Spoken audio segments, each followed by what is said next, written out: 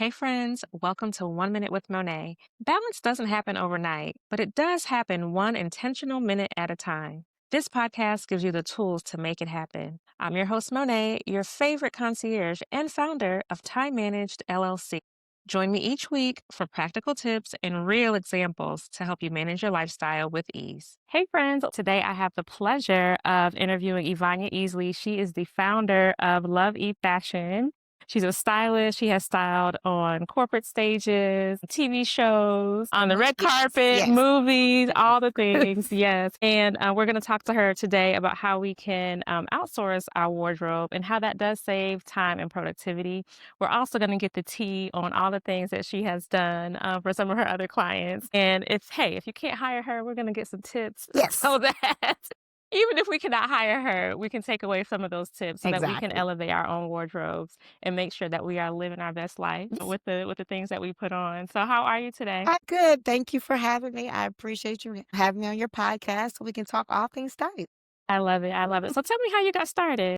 Started with me dressing myself. So I Hmm. would like to dress just, personally. And I would go out and people, oh my God, I love that. Where'd you get it? And I was just helping people for fun. I didn't think it was a job. There was no social media. So Hmm. you can't be what you don't see out here. And I was raised, you go to college, you get a good job, old school.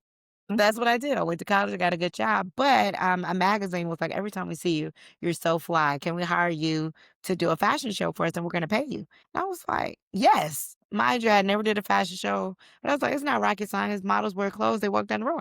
I can do this. Yeah. And they were offering to pay me. So I was like, I'm going to do it. But it planted the seed to be like, if they pay me, maybe other people will pay me. I should look into this and see how does it work as a business. Hmm. So that's when I reached out to other people that did this for a living, start asking my own network, who do you know that does this for a living? Because the most creative people I'd ever met was really hairdressers and makeup artists. That was it. That was Yeah. the extent. And so they introduced me to people. I started interning and assisting and kind of learning the business side and then, tried to make it a reality and ultimately was able to do so.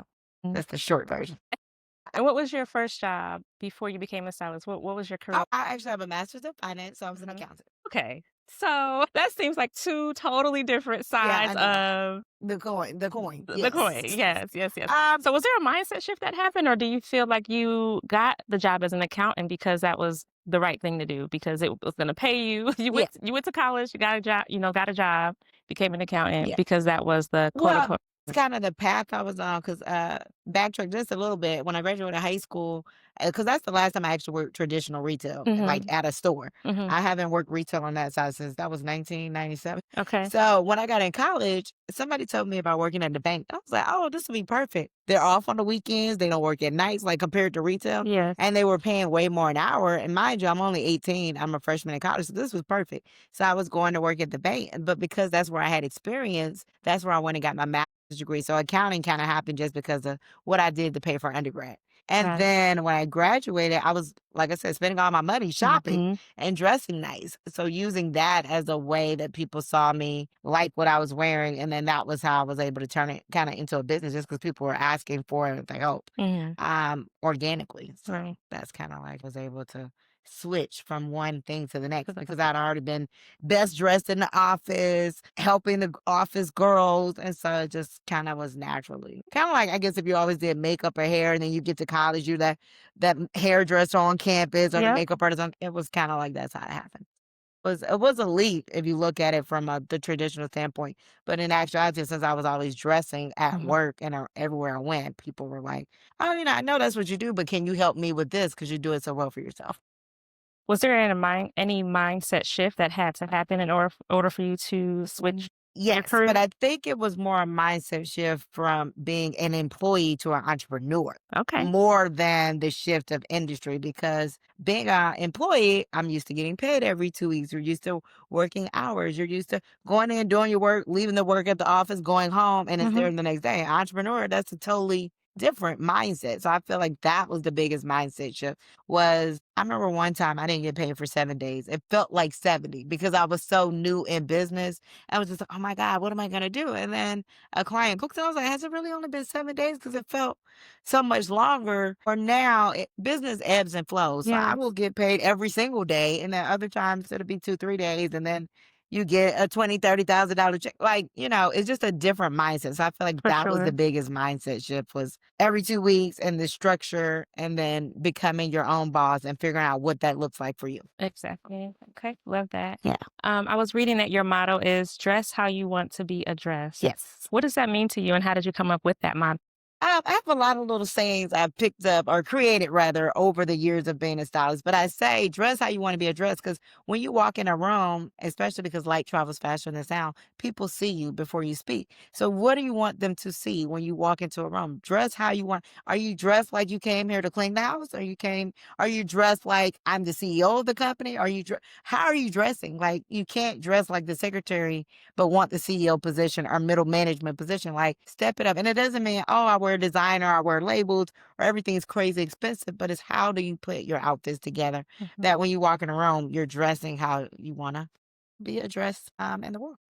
And how does confidence play in that as well? I feel like confidence is one of those things, and especially because everybody's raised different. Mhm. So I was raised with a lot of confidence, and I feel like I dress a lot like how confident I feel on the inside. A lot of Mhm. times, clothes is the armor, just like hair, makeup. And you look good, you feel good, you do good. And sometimes you may not feel as confident, but your hair done, your face done, putting on an outfit that makes you feel like I look slim or I look this, I look that.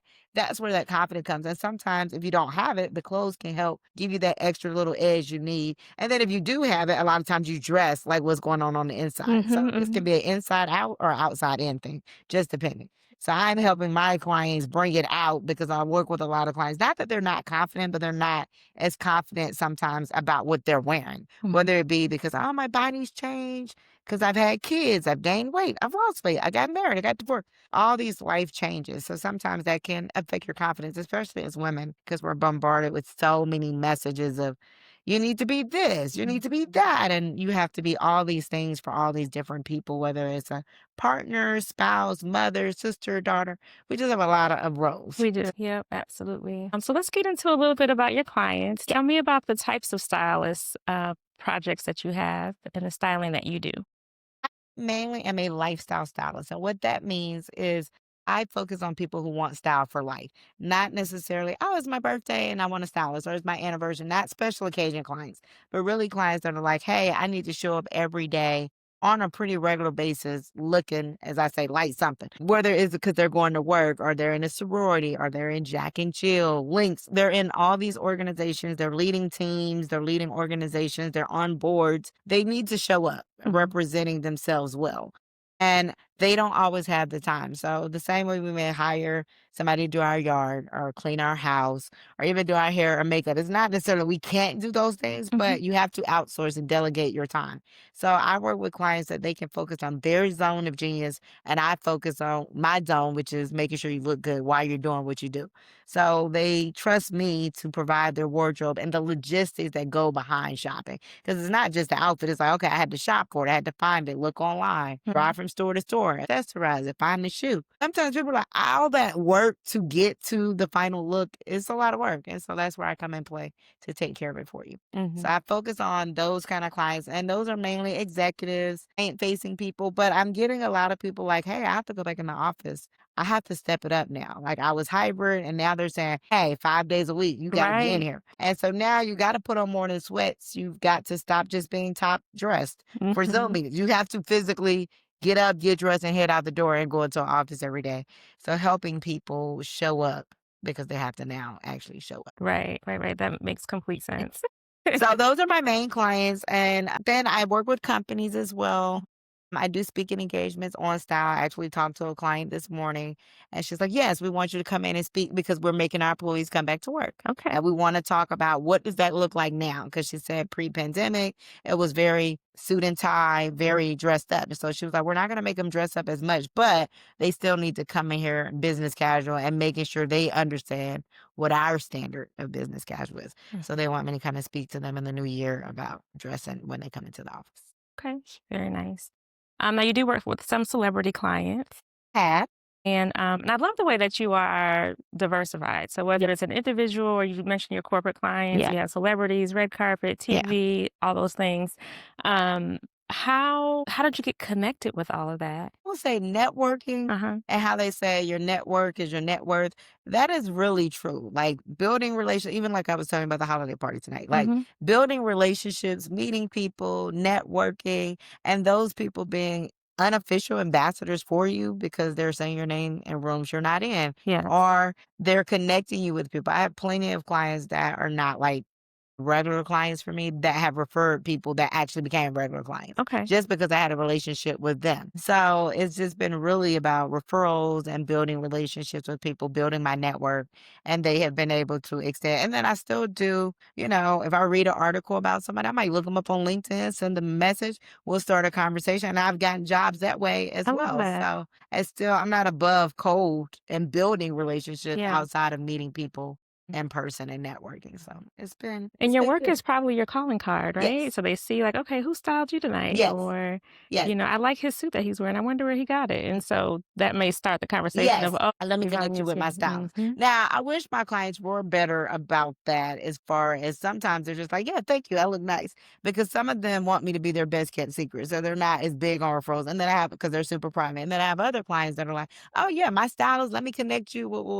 So everybody is different. And Yes. I find a lot with working with CEOs that some of them are like, I don't want to be on social media. Don't post me. Like, Yes. so I have those clients, and then I have a client that is MSNBC, so he's on TV. So Mhm. he's of course like, "Hey, yes, my stylist got this for me. You can find her. He'll connect people the whole nine." So everybody's different. And even when I've done like red carpets, I had a client go to the Emmys, but it was something about like she worked at Lowe's and they were one of the sponsors. So she went because of Lowe's. It wasn't necessarily because she was a celebrity. Got it. So I still end up when I do awards or red carpets, I've had like a client speak on Essence Fest at the Essence Fest on the stage. It's still usually related to the corporate and they just happen their company or themselves happen to be a sponsor of said event. So Mhm. it's always still that corporate angle that I get to work in these different spaces. Now, is there any particular type of event or type of client that you prefer or enjoy working with the most? I would say my corporate clients the best. Okay. I've worked with celebrities and a lot of entertainment when I first started. So like I did a Disney movie. I worked on TV shows on VH1. It's set being on set is a lot of hours, and I think I didn't know it until I did it, but we're watching TV, and it's like, "Oh, it's 30 minutes, so it's a 2-hour movie," and to actually produce that is 12, 14-hour days. I don't want to be on set for 12, 14-hour days. So that is my least favorite type of work, and thankfully, because I don't really pursue that, I don't get too much of that anymore. So I hardly ever do anything TV, movie production. But I did do creative directing for a clothing line, and we did spend a whole day doing the set production for them. So Got it. every now and then, but it's not really where I try to advocate for work. And it's really good as you've grown in your business. Now you can pick and choose what you Yes, want to work on, yes, right? And yes. I It's think a that is top blessing. tier. And even pick and choose clients. Like if I have a talk with someone and I feel like, I don't know, energy's off or vibes off, I can, I'm not available. Not, I don't want to work with you, but I can now only work with people I really enjoy working with. I mean, we are entrepreneurs and we have gotten a business. Of course, we need to make money, but I'm thankful that I'm in a place where I don't have to accept every money or all the money that comes to me or potentially comes to me because I still want it to be good. I want it to Yep. be good for you. I want it to be good for me. And I don't want to be stressed to work for the money. I want to enjoy working for it and Right. not Right. deal with people that are a little bit, too much. Now, of course, you're going to deal with a lot of personalities and that's fine, but we all know the problem child or problem person. And so if I can avoid them as much as possible. I understand that. And I always like to say all money is not good money. Yes. So I'm thankful that you I actually like all the clients I work with. I don't mhm. have any problem clients. And it's just been really good. I'm Yeah, blessed. But it's a process. I for worked my sure. way up to this point because that was definitely not in the beginning. It was definitely like, okay, You're whoever's gonna paying take what me. you can get. Yeah. Once I really narrowed down my niche and my focus, that's when I got the better quality clients and better attitudes. I love that. That. So for my audience that's Yes. listening today, if this is their first time hearing about having a stylist or they think that having a stylist is Only for unreachable, celebrities. right, Yes. exactly. Tell me about the benefits of it. And then if we wanted to hire a stylist, what are the steps that we should take to get one? Yes. So the benefits of having a stylist is you do not have to worry about where you're going and what you're looking like. So, example, so many people are, oh, I got an event tomorrow. And now you're trying to figure, or this weekend and it's Wednesday or Monday. So, with the stylist, you'll always have something to wear. I'm very big on we style prep. So, the same way you Okay. meal prep, we style Yes, prep. yes, So, yes. if you stay ready, you don't have to get ready. And having a stylist helps you stay on point. Like, I literally check on my clients, hey, what you got going on this month? What do you Yes. need? Before you Proactive. ask me. So that way we can have enough time to get you something that's at a good price point that you really love. A lot of times we wait till the last minute. You got to settle for whatever's available. And you might Mhm. not have been in love or you might have overpaid because you waited till the last minute. Having a stylist is going to help you be prepared for whatever. I could get invited to a red carpet tomorrow and I have some in my closet I can wear to it. So it's, if we stay ready, we don't have to get ready. And that's one of the biggest benefits. It saves you time. There's a statistic around it. I'm drawing a blank on how many hours, but the amount of hours people waste trying to figure out what to wear, you could be saving time. So I think it's like 80 hours a week or something. It was something ridiculous, a month, maybe a year, something like that. But either way, it saves you time Yep. because you know what to wear. And it actually saves you money, even though you're spending money to work with a stylist. When you're working with a stylist, we're very intentional about, at least I am, about building your wardrobe. Statistics do say that people only wear 20% of their wardrobe. So there's 80% that you bought, spent money on, which is a lot, and you're not wearing because either you don't Right. know how to style it or you've been buying a bunch of stuff that don't go with nothing, and now you just got this stuff sitting there. So my goal is to make sure your closet is one you love, all of it, and you can wear every single thing in it and not just stick to those same 10 outfits you're repeating over and over. So that way, over time, you are saving money because now we're making intentional buys and not just buying stuff because it was on sale, random stuff that don't go with nothing, Mm. or you have to buy more stuff to go with it. So it's an investment at first, but over time, it's like, okay, I'm saving money because now I'm shopping smarter and with Mhm. more intention. So when you first engage with your client, do you do some type of closet audit so they can get rid of things, and then you'll advise them on what they should add based Yes. on, like, your assessment of their style or what their style should be or what they want it to be? Take me So, through that. yeah, so if you do want to work with a stylist, like I had a new client inquiry yesterday, actually. We talked on the phone, but first she sent me an email and said, hey, I'd love to chat with you. I've seen your work online. I live in California, but I'm flying to Atlanta to see my best friend. I would like to talk to you about styling. So we got on the call, so what she had going on, what's coming up, why now that you're thinking about using a stylist. She's going to be a keynote in Vegas. And so she's like, I want to do it for that, but I do just really want to step up my style. And I've been looking for a stylist for a year. I was Mhm. like, wow, and you're gonna come to Atlanta from California for me? She was like, yes, because I don't like the people in California that I've been seeing. What I really liked is that you showed that style is has no size. She was like, I looked at your page, there was all body types, height, sizes. I really love that. And she's like, you just gave great energy. I think as a stylist, sometimes it comes across elitist, like very Devil Wears Prada, or you can't Mhm. sit with us, or exclusive. And that's more of fashion. Style is accessible to everyone, and having great style doesn't mean you have to have a gazillion dollars. It's just about knowing how to put things together and Mhm. having someone help you, whether that be a style consult and they kind of give you a plan and you can go do it on your own. Okay. Or, having someone that's a professional go and do it for you like me. So I do have a conversation with you about, hey, what's going on with your style? Why now? Gain weight, lost weight, got married, got divorced, all the different reasons that you're like, this is the time Mhm. I'm ready to pull the plug. And then we do talk about your closet. I do have a closet package. And some people, they hire me just for the closet. And they're like, okay, once you do my closet, that's enough that I have enough clothes. I just don't know what to do. And I need to clean it out and purge it. And having a professional helps you because you have a tendency to be like, but I wore this on our first date, or I wore this like my first job interview, and you're like 50. Like, you're not going to need the suit you wore at 25. Now, I'm not attached to your thing, so I'm going to help you get rid of, Yes. purge things you really don't need or that you're trying to hold on to for no apparent reason. Mm. So that's kind of like where it starts. And then from there, we talk about the plan of shopping. Hey, based on my assessment, you need more bottoms, you need more tops, you need dresses, or maybe you need accessories, or maybe you need shoes. Like, I can do an assessment once we look at your. Okay.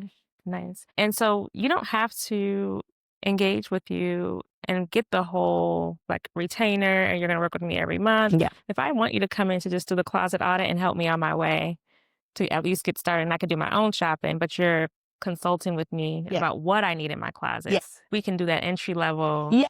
I type of actually had a client do engagement. that. I went and checked out her closet. Now, after I checked out her closet, she was like, okay, so let me go and hire you for the shopping because I Okay.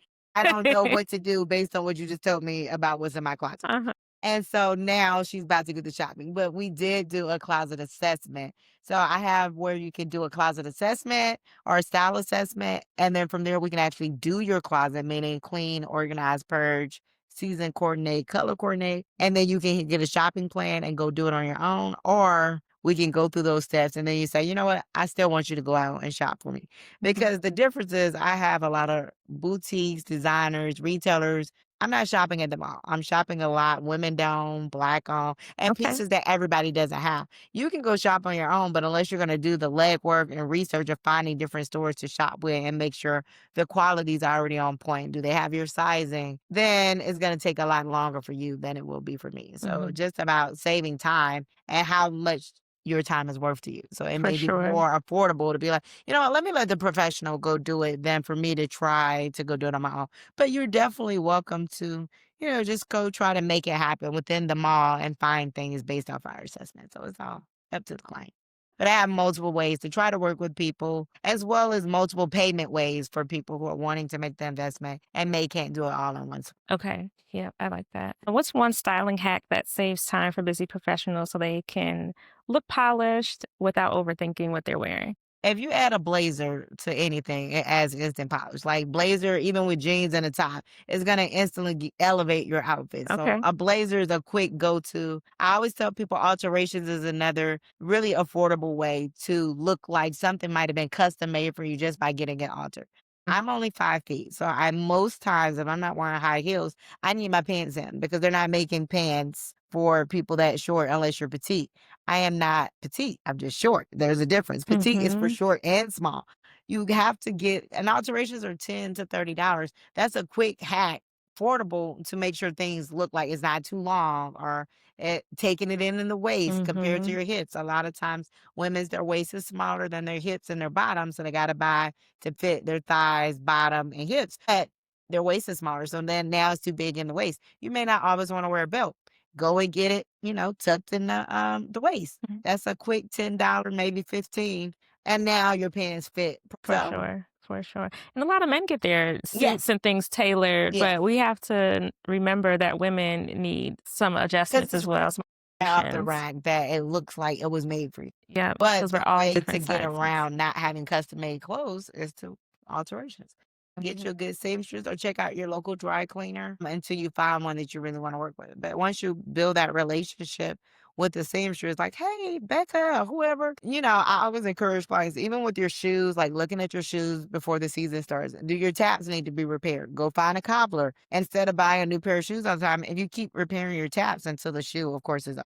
That's a way to have your shoes have a longer life, repairing the taps at the bottom Okay, when the another heels hat. go, or, you don't always have to throw a shoe out as soon as the tap go out. Just go and get it repaired. So a good Mhm. cobbler, a good seamstress is affordable ways to make your wardrobe last longer, as well as tweak things to make it look like it was made for you or custom made for you without custom made pricing. And I actually just came across a leather repair company that repairs shoes as well as bags, and they clean the bags. And Nice. so, Yeah. in addition to doing some of the maintenance on Mm-hmm. your taps and the soles of your shoes, if the leather starts wearing or if they need Yes. to like come in and repair that, like some of Yes. these shoes that you love and they're Yes. comfortable, you can keep them. You just have to Yes. find the right person that can work on them Exactly. to make that life of the Exactly. shoe last a little longer. Exactly. And I will say also, I think sometimes people, especially with shoes, you're gonna buy your black, brown, maybe cream, maybe blue, and that's it. Invest in some more shoes so you're not wearing all your shoes out because you're wearing them all the True. time. Get into, snake skin, get into some color besides the basic neutral colors. Yeah. And that way you're not wearing that black shoe out because you have some other options as Hmm. well. So I think that's part of it. But I think people are always scared. I like, what am I doing with a pink shoe? But pink looks good with blue, green, black, white. Like you got to think beyond just Yeah. everything is black, blue, brown. And that little splash of color or a Yes. little texture and a pattern. Make it more personalized and stand out from everybody else, kind of all wearing the same thing. So some of that confidence when people don't want to explore different colors outside of the basics or different patterns outside of the basics. Yeah, and people don't. And I always tell them, I'm just gonna stretch you a little bit. Uh-huh. So like if you love black, which I can't stand, just plain black and like a jersey. Like I'm wearing black, but it's black leather. It's double breasted, it has gold, but like it's gonna always be a little touch of something if I'm wearing black. Hey, if you only like black, I'm gonna bring you black and leather or cashmere or some texture, some Mhm. pleats. We're gonna have to do something to make it pop a little more if we're not being able to use the color. But maybe I'll add an animal print in there in like, your handbag or your shoe or your belt. So it's in small doses. Hmm. And once you see it on you, then it's kind of like, oh my God, I've never picked this. But look, so you have to kind of let people experiment or give them an opportunity to experiment as a stylist. My Mhm. goal is not to just bring you exactly what you want. Like, I want a pencil skirt, a blazer, and I'm going to bring you what I think looks best for you based Yep. off of our conversation, based on the goals you say you have for your professional or personal life. And then we're going to try everything on. I'm going to show you how to style it 3 to 5 ways. You can get multiple outfits out of it. So you're gonna get the most bang for your buck with everything you buy. And that way you can kind of see, like, you know what, I do love pencil skirt, but maybe I can do fit and flare, or maybe I can do Mhm. midi length. I just never tried it because I just got stuck in the one thing I know that looks good on me. Right, right, right. So it's my job to stretch you a little bit and let you see all the other possibilities out there. I love that. Now spring is coming soon, or at Mhm. least the shift from winter in the stores to spring. So a lot of people might start to think about their spring wardrobe. Which is funny because right now I'm still focused on winter people. Because they're like But in January the and February is store still cold, but in the stores stores, they switch it want you over to start quick. Yeah. switching, and when they start doing that, it's like, "Okay, well, should I start thinking about my spring wardrobe?" Yeah. So whether you're ready now Yeah. or in a couple months, Yeah. what are the steps, if we can't hire you, Yeah. what are the steps that we should take to start to evaluate our closets Yeah. and get ready for the spring, bring in some fresh Yeah. uh, So I would say first step is, of course, evaluate your closet as far as inventory. Like, look, see what's going on in the closet. Clean it, preferably. When I work with clients, I try to encourage them because your closet can get to be overwhelming, especially women. So if you can separate by seasons, that's going to help Mhm. you. So that way you don't have to look at your closet in totality. So if you separate fall, winter, if you can move it to a downstairs closet or divide it by the left and the right side of the closet, then just look at what you have for spring, summer and figure out like what color palettes are what I want to look like this spring, summer, whether that be a Pinterest board or a TV character or celebrity as inspo. And then look like, okay, now if I want this bohemian vibe or I want a corporate vibe, what do I have already? And then build from there. Like, oh, I got Yeah. great jackets. Maybe I need blouses underneath them or trouser pants or whatnot. But take inventory of what you own and then make a shopping plan. The same way we go to the grocery store, Yeah. bread, milk, eggs. Make a plan. We don't make a plan when we go shop. Most people, they're just walking in the store. Oh, that's pretty. That's cute. Oh, that's what's up. Now you're just buying these random pieces. Plan's gone. Plan, you're not looking at the plan. You need to look at the plan. Make sure, okay, like, oh, this is nice. Now, is this part of my plan? Let me look at my notes and make sure, does this fall in line? So that way you're making sure you're buying pieces that build with what you already own and where you're trying to go. I like that. So those are tips I would give if you don't want to, or you want to do it yourself, or you're a Mhm. do it yourselfer. And even if you are a do it yourselfer, maybe have at least a closet console or a style console with a Mhm. stylist so they can kind of give you a plan. And it's like directions. GPS tells you where you're going. This is a style plan to help you figure out where you're going and how you can do it yourself. I also work with people virtually because I work with clients all over the nation. What are the things, the pieces that we should spend more money on? So, Oh, maybe investment pieces, yes. yes, what are those investment pieces? Big high-low girl because I do love a good high-low. Love a good vintage piece. But investment pieces, if you're going to spend money, good shoes, good handbags, a good watch, eyewear, if you wear glasses, whether they be for prescription or sunnies, those are great investment pieces. The other great thing about those is most people don't gain or lose weight in their feet. So these are pieces that you're spending a lot of money on. Even if you get bigger or smaller, your purse is going to fit if you're a 2 or a 22. Your shoes might mostly fit if you don't gain too much and your eyewear, like all of Yeah. that is got and so those are good investment pieces. Like not saying I'm not an advocate of fast fashion. So no shade to like on H&M or Forever 21. That's not for me. It's bad for the environment too. It's the number 2 pollutant outside of oil. Wow. Clothing is. And they dump it in countries like in South Africa. It's really bad. A friend of mine did a TED talk on sustainability and all the things. So clothing can get to be the pile of it when we throw them away. Mhm. And with fast fashion, it's not quality, so you're most likely gonna have to get rid of it sooner. And it ends up in landfills, and it's not like it's gonna biodegrade. So it's really important to think about that, which is why I really like to shop small. I like to shop women.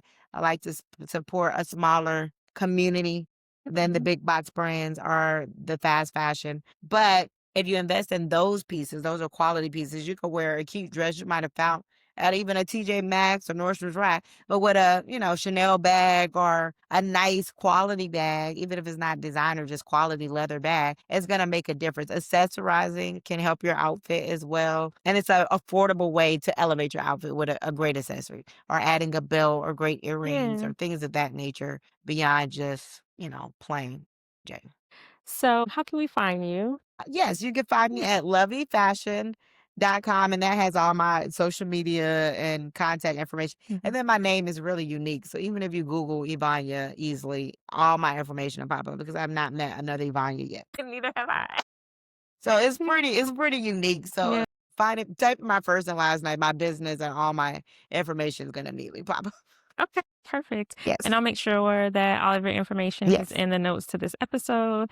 I would love to share that TED Talk about sustainability Yeah. and what's happening with clothing because I Yeah. think that opens our eyes Yeah. just how we want to put good things in our bodies, Yeah. but we also want to make sure what's on our bodies is taking Exactly. care of the environment and not doing harm to the environment, Yes, just like we don't want to do exactly, harm to our body. exactly. So, no, I enjoyed this time, and if anybody is listening and they reach out and they say, "Hey, I heard you on the podcast, then I got a little, something, something for you." Reach Thank out. you. I A little appreciate that. complimentary. Good, yeah. Well, thank you so much for being Thank you. here. Thank you for joining. And we'll see you next time. Be well and be balanced. Thank you for joining me this week. Let's continue the conversation on social media at 1 Minute with Monet on all channels. Also, don't forget to like, follow, and subscribe to our podcast on your favorite platform. Until next time, be well and be balanced.